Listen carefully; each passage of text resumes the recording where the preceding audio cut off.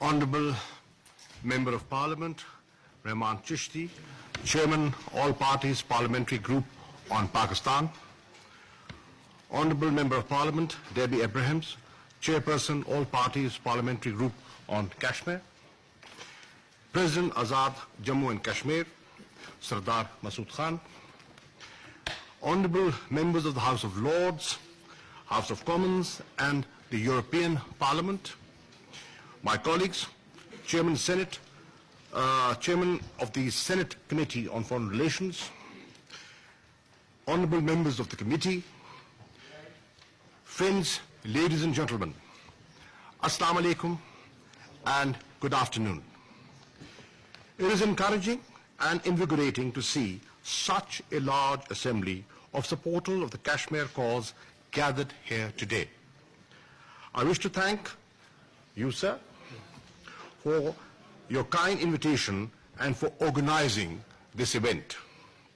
I wish to acknowledge with gratitude the presence of Honourable Kjell Bondevik, former Prime Minister of Norway, Honourable Lee Rehanen, former Senator of Australia, Datu Shri Sheikh Ahmed Awang, representative of Malaysian Consultative Council of Islamic Organization, and Dr. Rehana Binti Abdullah, Vice Chair, IPCHR, and Mechanism for Monitoring Human Rights Situation in the Indian Occupied Kashmir. A very special thanks to the All Parties Parliamentary Group on Kashmir for speaking out against human rights abuses in Indian Occupied Kashmir. By calling on the Indian government to inter alia, repeal the draconian laws, ban use of pellet guns, open jails for inspection, and initiate a comprehensive public investigation into identities of bodies in mass and unmarked graves, the group has laid bare some of the worst human rights abuses being perpetrated in Indian occupied Kashmir. I feel empowered to be with you, both in my personal capacity as a Democrat, an ardent supporter of the Kashmir's right of self-determination, and as the Foreign Minister of a country that remains a party to the Jammu and Kashmir dispute.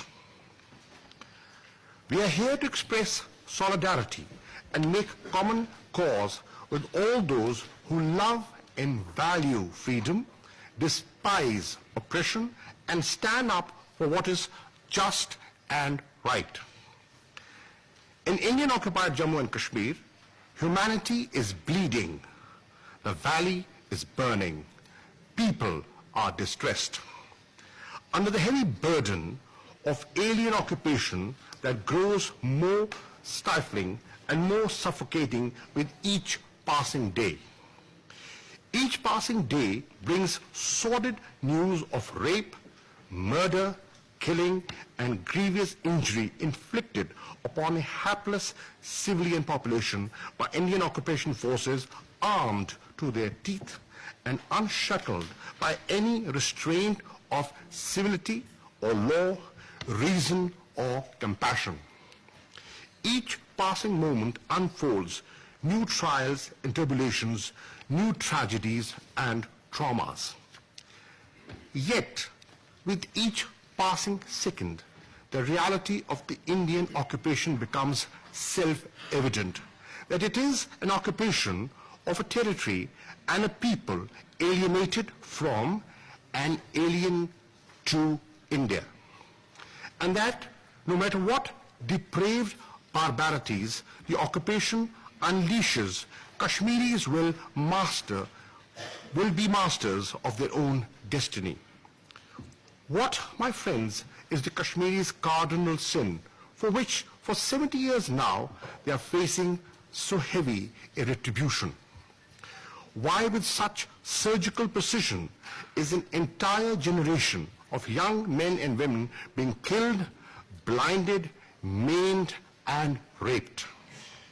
Why is there a deafening silence, dogged denial, blanket censorship, and callous indifference to the plight of innocents in what is acclaimed to be the world's largest democracy? Why is this exceptional cruelty? It is because they seek their legitimate right to self-determination granted to them by numerous UN Security Council resolutions, or because their hearts and minds, bodies and souls yearn for living their lives as they want. Ladies and gentlemen, self-determination is not a gift or endowment. It is the most fundamental of rights, the most inalienable of freedoms. Some 70 years ago, when the United Nations was born out of the ashes of the World War, this right, this basic tenet of international law, was embedded into the Charter of the United Nations and repeated in subsequent affirmations, the International Covenants on Civil and Political Rights and on Social, Economic and Cultural Rights. 70 years ago, also the world adopted the Universal Declaration of Human Rights, outlining the individual's rights and freedoms that every human being is entitled to, irrespective of color, race, caste, or creed. About the same time, the Indian military marched into the Valley of Kashmir, triggering what has been the longest dispute on the agenda of the United Nations. For 70 years, the idealism and promise of the United Nations, the prospect of the collective conscience of man rising to the occasion and acting in unison, has repeatedly hit against the hard rock of realpolitik, the harsh reality of Indian occupation. It was India that committed to holding a free and fair plebiscite to determine the will of the Kashmiri people. It was Indian leadership that repeatedly reaffirmed this commitment. And it is India that has repeatedly reneged on its solemn commitments, choosing instead the destructive path of genocidal repression. I have 5 questions. 1, where in the world will you find such a heavy concentration of armed forces equipped with draconian laws meant to institutionalize violence by these forces against an unarmed civilian population? I'm referring to the Armed Forces Special Powers and Public Safety Acts that give legal cover to armed personnel to assume at once the mantle of law enforcer, judge, jury, and executioner, and act with complete and unfettered impunity. Even under these laws, the central government has failed to grant approval for prosecution of a single case of human rights abuse, not a single prosecution, not one conviction. 2, where in the world do you find mass graves? In its 2009 report, Buried Evidence, the NGO International People's Tribunal and Association of the Parents of Disappeared Persons investigated hundreds of mass graves throughout the occupied Jammu and Kashmir. It concluded that the bodies unearthed were of indigenous Kashmiri Muslims who had been killed by Indian occupation forces on the false pretext that they were infiltrators. 3, where do you find mass rape and sexual abuse being used as an instrument of torture? The Kunan Poshpura incident that led to gang rape of over 100 innocent women by Indian Army personnel back in 1991 is without parallel in modern history. Its victims still cry out for justice.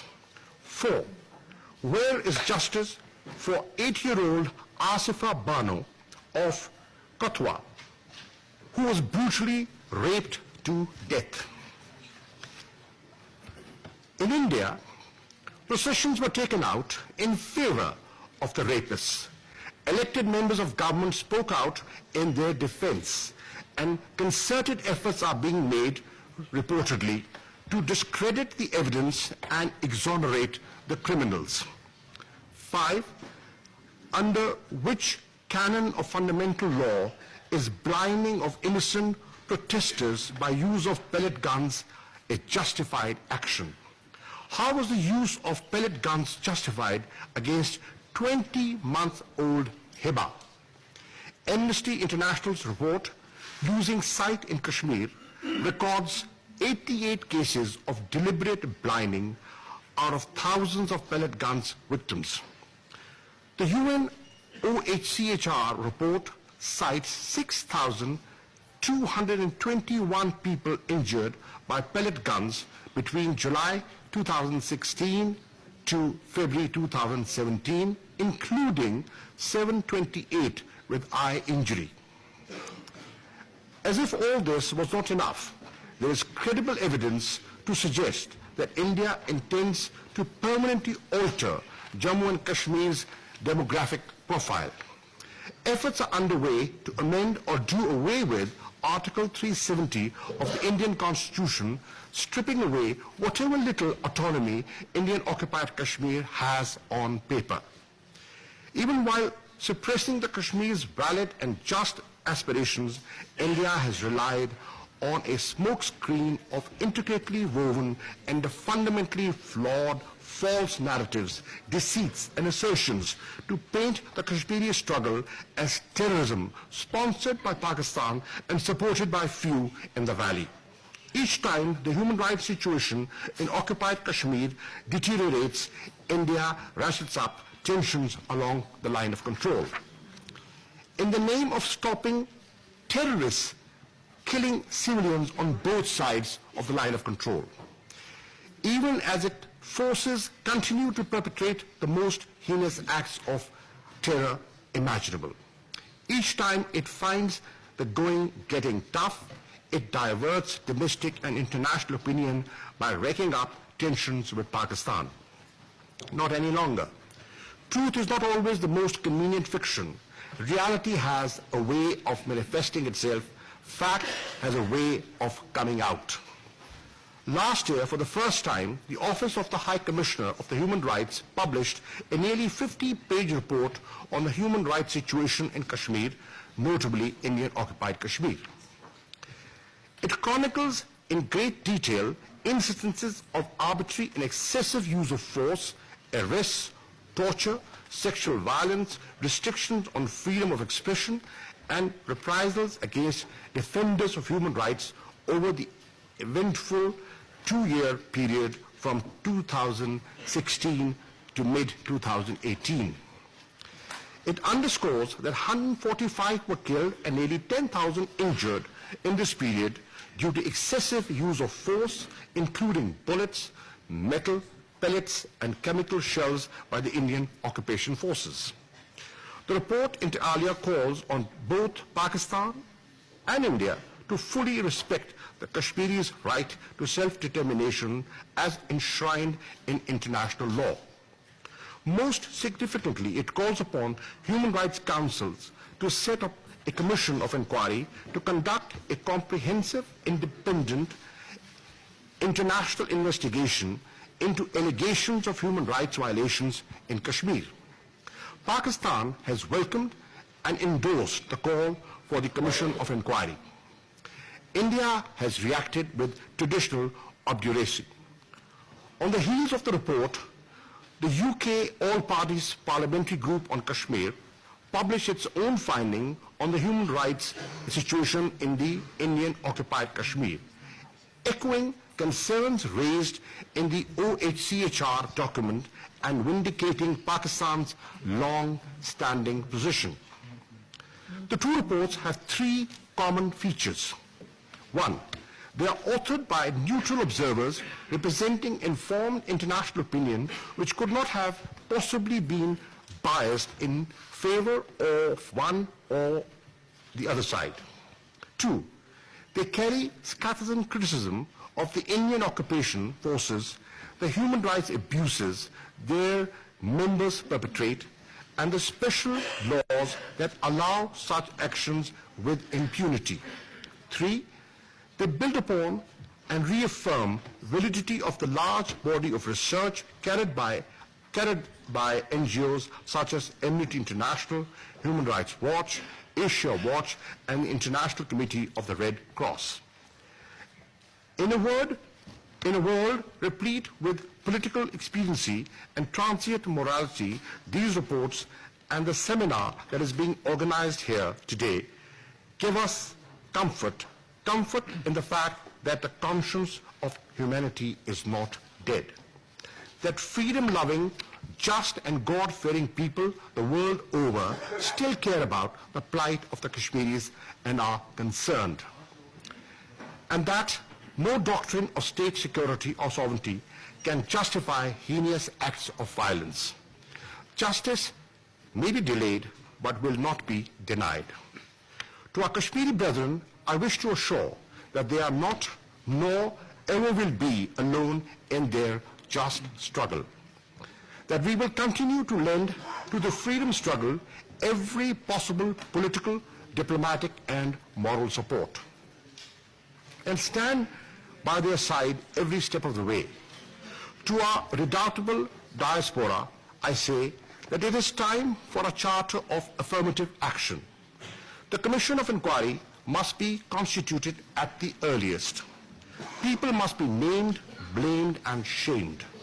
Evidence must be gathered, cases must be built, and murderers, uniformed or not, indemnified or not, prosecuted. To the conscientious members of civil society everywhere, I say it is your collective responsibility to lend voice to the voiceless and give strength to the oppressed. And to the members of media, I urge objective and detailed reporting on the ongoing atrocities. In the court of international opinion, a higher reputational cost must be incurred by those who act with shameless, senseless disregard. If we feel nothing, say nothing, do nothing in the face of blatant inhumanity, then we are perhaps equally at fault. This apathy must end. I laud our British friends and colleagues, particularly members of the all-parties parliamentary group on Kashmir, for remaining seized of the matter and for their efforts to sensitize the British public and the world at large to the plight of the Kashmiris. The night of despair may be long, but it's not endless. The darker the night, the closer the dawn. I'm convinced that the dawn of self-determination of the people of Kashmir is near. The blood of the martyrs, the sacrifice of millions will not be in vain. I thank you. Thank you.